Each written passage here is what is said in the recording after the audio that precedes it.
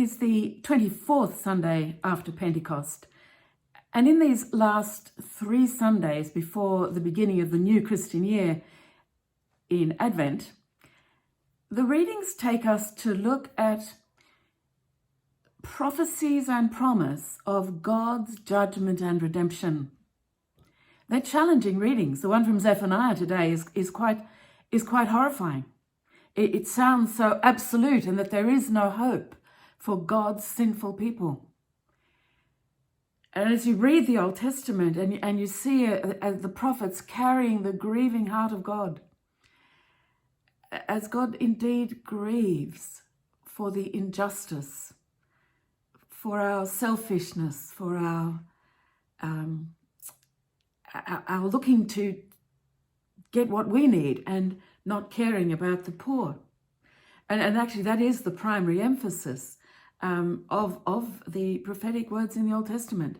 It's about justice. It's about how we use what God has given us. A bit, connected to the talents, really. 5 or 2 or 1 talent. And I love the way Paul picks those talents up, if you like. We can think of them in terms of the fruit of the Spirit.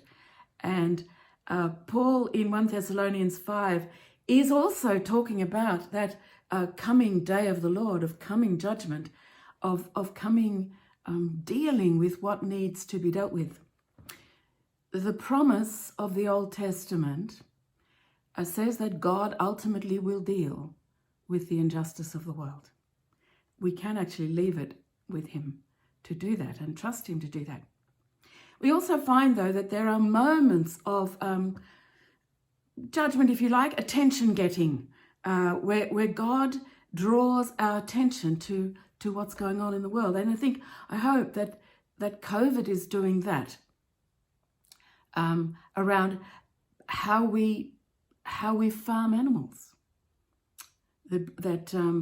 disrupting the habitat of animals and of bringing them into too close connection sometimes with human beings means that there are consequences.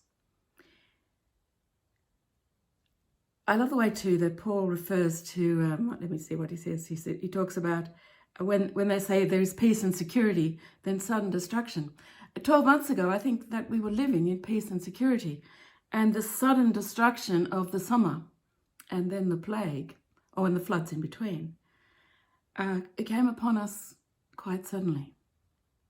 Nonetheless, we do have peace and security. And the peace and security is not on what happens in this world. How grievous it's been to watch some people putting their peace and security in the outcome of an election. Not trusting in God. It's a kind of idolatry, in fact. But God has given us light. We don't live in darkness, Paul says. And that breastplate of faith and love, and the helmet of the hope of salvation. And Paul says to his friends in Thessalonica, encourage one another, build one another up, give hope to one another, be at peace and be at rest.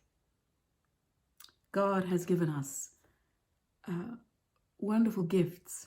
The talent is a unit of money that's quite expensive. Nothing can compare to the value of love, of peace, of joy, of kindness, of going out of our way to meet the needs of one of his little ones. Let's use what he has given us. Let's know that we have peace and security in him, whatever happens. And let us keep awake, alert for the coming of the Lord.